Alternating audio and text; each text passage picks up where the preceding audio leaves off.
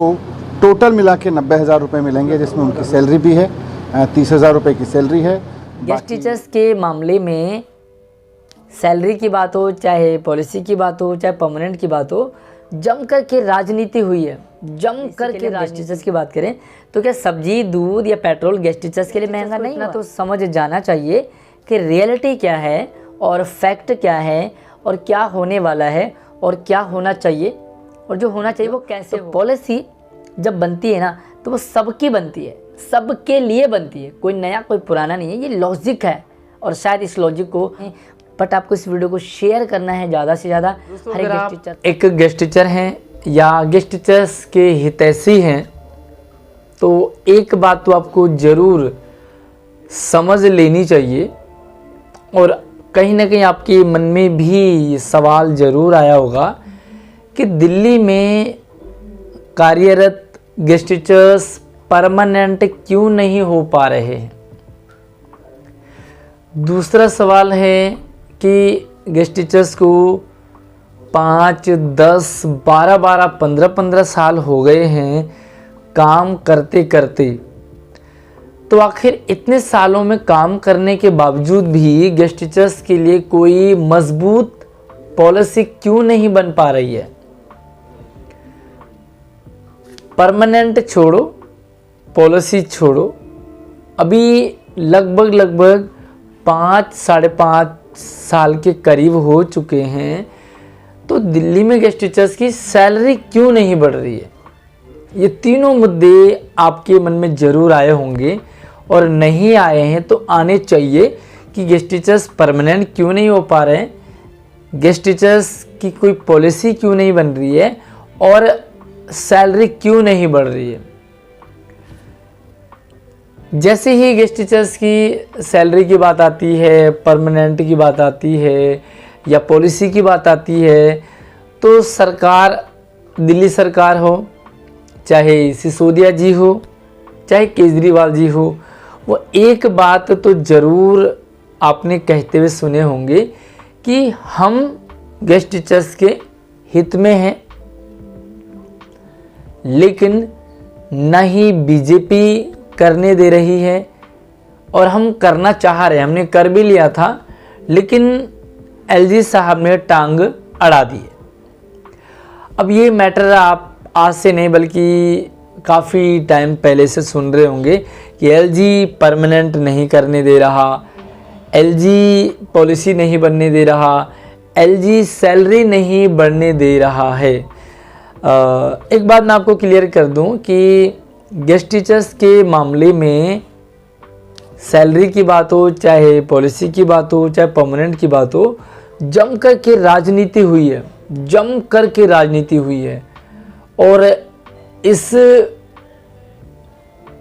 राजनीति में क्या बीजेपी, क्या आम आदमी पार्टी, क्या कांग्रेस, क्या एलजी, और तो और गेस्ट टीचर्स के हितैषी कहें या लीडर कहें, लीडर भी पीछे नहीं छूटे, और लीडर्स ने भी जम कर के राजनीति इन तीनों मुद्दों पर कहीं ना कहीं हमें देखने को मिलती है। तो आखिर रियलिटी क्या है, मतलब सैलरी बाकी तो छोड़ो, मान लीजिए परमानेंट का बड़ा मुद्दा है, पॉलिसी का और छोटा सा लेकिन बड़ा है, लेकिन सैलरी का मुद्दा तो बहुत छोटा है। इस सैलरी को तो बढ़ जाना चाहिए, लेकिन नहीं बढ़ रही है। तो एक नज़र आप डालें प्रेस कॉन्फ्रेंस जहां पर कि हमारे न्यूज़ रिपोर्टरों ने दिल्ली के शिक्षा मंत्री मनीष सिसोदिया जी को घेरा और उनसे कुछ सवाल पूछे, जब दिल्ली में विधायकों की सैलरी बढ़ रही थी। तो सबसे पहले हम उस स्पीच को सुनते हैं, उसके बाद बात करेंगे कि रियलिटी क्या है और फैक्ट क्या मिलते हैं। लेकिन दिल्ली में विधायकों को टोटल मिला के 90,000 रुपये मिलेंगे। जिस विधायकों की मांग है उसको तो फिर फाइनेंस डिवीजन जो है, फाइनेंस डिपार्टमेंट उसको एग्जामिन करेगा। क्या ये प्रस्ताव सर आप लोग केंद्र को भेजेंगे या ऐसा कुछ? नहीं, वो तो फिर यहाँ का मसला है, उसको देखेंगे कि उसका मेरे को बहुत वो नहीं। आज विधायकों ने मांग रखी थी तो उसको फाइनेंस में एग्जामिन करेंगे। सर कितने अंतर पर ये सैलरी बढ़नी चाहिए और इसकी कितनी जरूरत है पर साल बढ़ाने के लिए? नहीं, मुझे लगता है महंगाई तो बढ़ी रही है, सभी राज्यों ने अपने अपने विधायकों के लिए सैलरी बढ़ाई है और एक पढ़े लिखे टैलेंटेड युवा राजनीति में आए, उसके लिए ज़रूरी भी है कि यहाँ सैलरी ज़रूरतों के हिसाब से होनी चाहिए। मैं ये नहीं कहूँगा कि कॉरपोरेट के हिसाब से होनी चाहिए।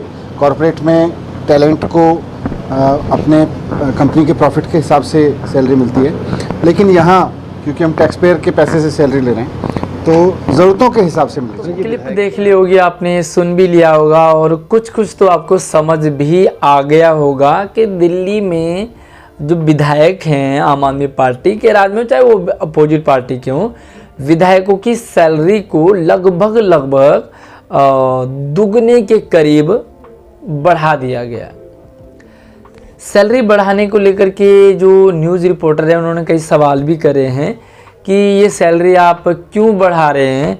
तो उनका एक ही मानना था कि अगर एजुकेटेड लीडर या नेता राजनीति में आ रहे हैं, एजुकेटेड यंग पर्सन अगर राजनीति में आ रहे हैं तो उनकी सैलरी बढ़नी चाहिए, लगातार बढ़नी चाहिए, टाइम टू टाइम बढ़नी चाहिए।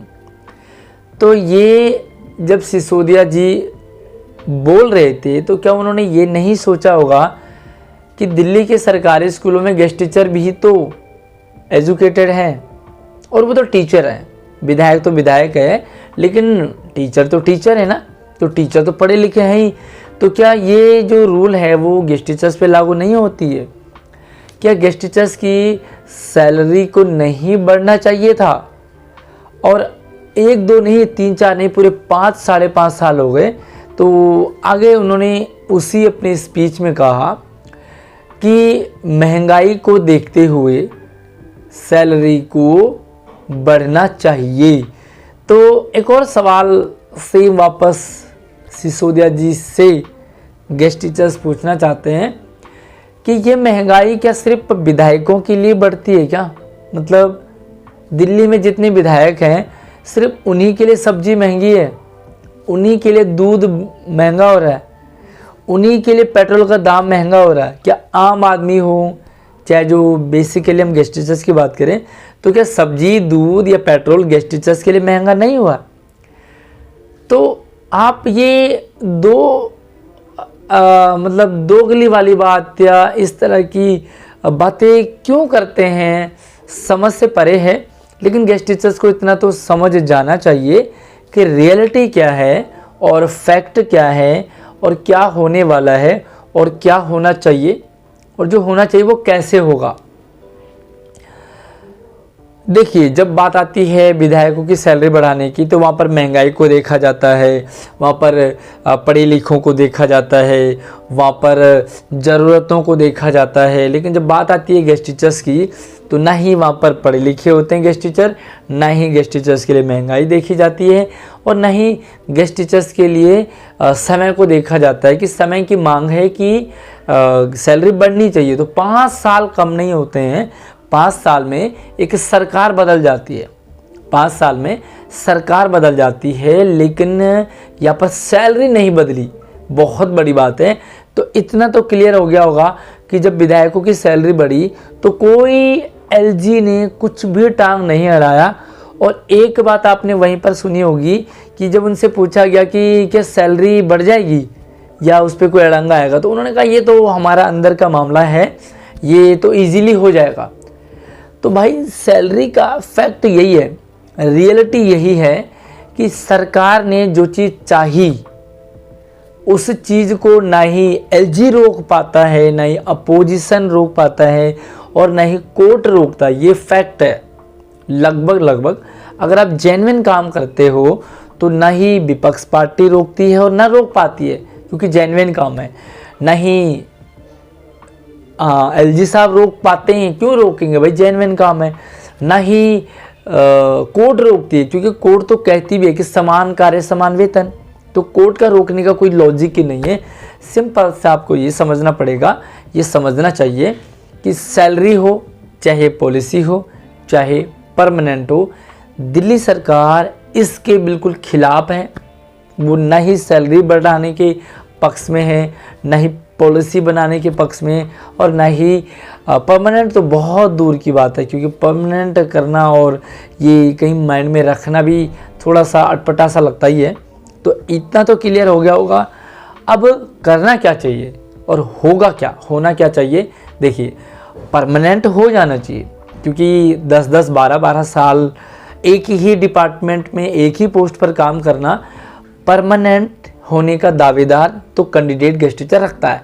बट अगर कैंडिडेट परमानेंट नहीं हो पा रहा, क्योंकि इसमें बहुत सारे झमेले हैं, लॉजिक देखना पड़ता है, काफ़ी सारे वो चीज़ें देखनी पड़ती हैं, कानूनी कोई पेच नाट के वो भी देखा जाता है। तो पॉलिसी एक ऐसी चीज़ है जो बन जाती है, क्योंकि पॉलिसी परमानेंट बहुत बड़ी बात है, पॉलिसी से छोटे लेवल का है। तो परमानेंट की मानो आप कि टाइम लगेगा और वो थोड़ा सा अटपटा सा भी, बट पॉलिसी एटलीस्ट बन जानी चाहिए, इसमें कोई भी दिक्कत नहीं आनी चाहिए, कोई भी अवरोध उत्पन्न नहीं होना चाहिए। और तीसरी बात है सैलरी की। भाई सैलरी तो ना दिल्ली सरकार चुटकी में बढ़ा सकती है, कोई इसमें अड़ंगा नहीं है, कोई भी ये नहीं कहेगा कि क्यों बढ़ाई है, कोई नहीं कहेगा। तो सिंपल सी बात है कि यार मनसा नहीं है, इच्छा नहीं है, तो बढ़ेगी कैसे और बढ़ाया कैसे जाएगा?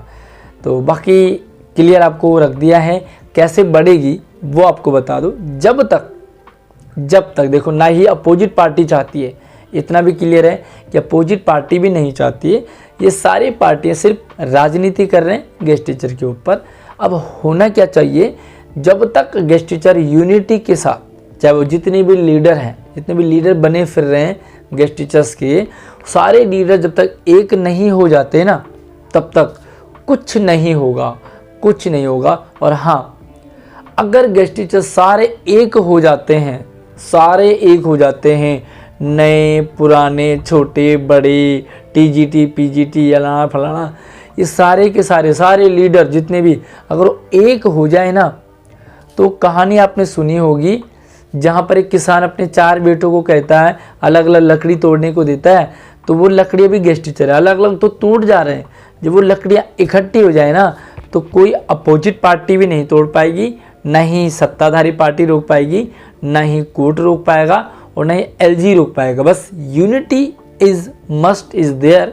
जब यूनिटी के साथ गेस्ट टीचर उतर जाएगा तो पॉलिसी बनेगी, सैलरी तो बढ़ेगी, पॉलिसी इजीली बन सकती है और परमानेंट हो सकते हैं अगर कोर्ट का सहारा उसमें लिया जाए। तो बाकी आपको क्या लगता है कमेंट में बता दीजिए। इसी तरह से जो आपको लगातार अपडेट हम करते रहते हैं, तो आप चैनल को सब्सक्राइब करते रहिए, ताकि आपको सारी अपडेट लगातार मिलती रहेगी। बाकी आप अपना ओपिनियन ज़रूर दें, क्या लगता है आपको सैलरी कैसे बढ़ेगी, पॉलिसी कैसे बनेगी और परमानेंट कैसे हो सकते हैं, क्या लॉजिक है, क्या मैटर है और क्या करना चाहिए, किसका साथ लेना चाहिए, कौन सपोर्ट में है, कौन विपक्ष में, कौन अपोजिट में, सारा कुछ अपना ओपिनियन भी रख दीजिए कमेंट सेक्शन में। और यार वीडियो को ना शेयर कर दो, क्योंकि ये वीडियो ना हर एक गेस्ट टीचर तक पहुंच जानी चाहिए। क्योंकि बात एक्चुअली होता क्या है कि फैक्ट कुछ होता है, लेकिन जो गेस्ट टीचर है ना, उन्हें पता ही नहीं होता कि होना क्या चाहिए, इसलिए वो यूनिटी में साथ भी कैसे देंगे। क्योंकि कुछ लोग तो नए पुरानों को का हिसाब रख करके उन्हें तोड़ देते हैं। जब पॉलिसी बनती है ना, तो पॉलिसी ऐसे बनती है कि भाई इतना टाइम पीरियड जैसे ही किसी को हो, वो उस पॉलिसी के अंदर आ जाता है। तो इसमें नया पुराना तो कोई मतलब ही नहीं है। हाँ, जो पुराना है वो उस पॉलिसी में तुरंत आ सकता है, बट जो नया है वो कुछ 1 साल बाद आ जाएंगे, कुछ 6 महीने बाद आ जाएंगे, कुछ 2 साल लगेंगे, किसी को 3-4 साल लगेंगे, लेकिन पॉलिसी सबकी सेम बन जाती है। जैसे उस बॉर्डर को आप लाइन क्रॉस करोगे ना, आप भी उसी दायरे में आ जाते हो। तो पॉलिसी जब बनती है ना, तो वो सबकी बनती है, सबके लिए बनती है, कोई नया कोई पुराना नहीं है। ये लॉजिक है और शायद इस लॉजिक को बहुत कम लोग समझते हैं, इसीलिए नए और पुराने के चक्कर में उलझ जाते हैं। बट आपको इस वीडियो को शेयर करना है, ज़्यादा से ज़्यादा हर एक गेस्ट टीचर तक पहुंचाना है, ताकि यूनिटी के साथ कुछ काम किया जा सके। और किसी के पास बहुत ऐसे भी गेस्ट टीचर्स में हैं जो लॉ जानते हैं, बहुत सारे माइंडेड भी हैं, यूनिटी कैसे रखनी है, लीडरशिप है, अलग अलग टैलेंट, अलग अलग क्वालिटी अलग अलग गेस्ट टीचर में हैं। और जब ये सारा टैलेंट एक जगह आ जाएगा ना, सच में भूचाल आ जाएगा उस दिन।